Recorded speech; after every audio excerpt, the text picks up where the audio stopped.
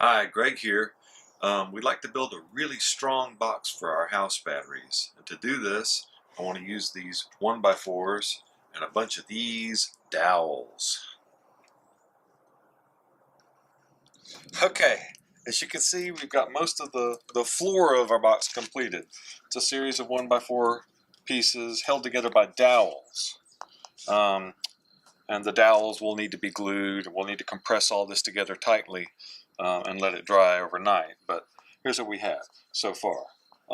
So on the right side of each board, you can see I made lines 2 inches apart and used those as a guide to drill my holes. On the left side, though, you want to match these holes up perfectly as best you can.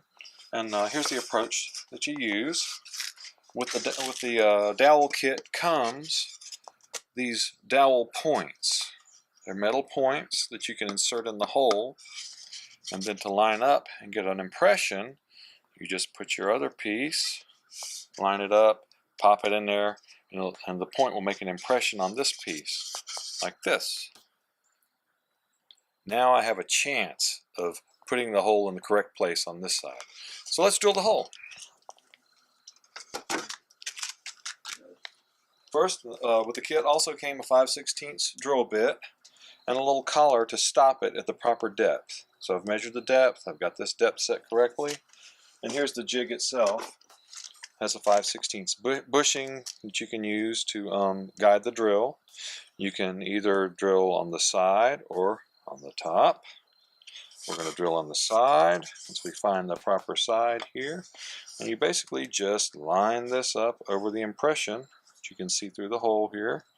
And you do yourself a favor if you always tighten this the same amount. Especially with this soft pine, you can actually shift the position of the hole if you over tighten. Let's drill it.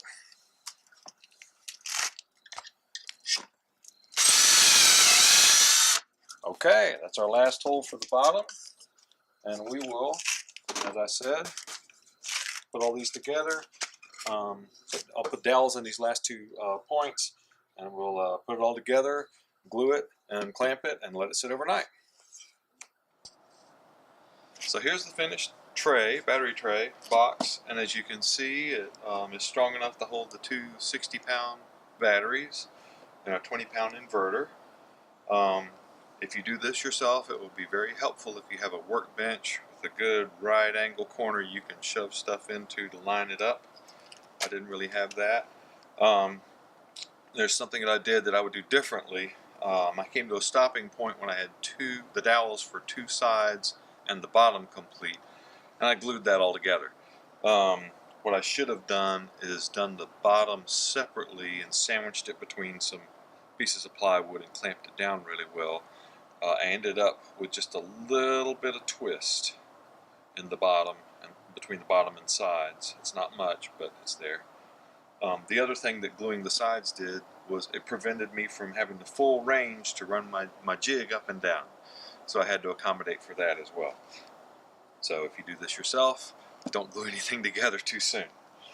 Anyway, this is part of the assembly that needs to be complete so we can put the supports that hold our bed together. Now we're finished, we can work on the bed.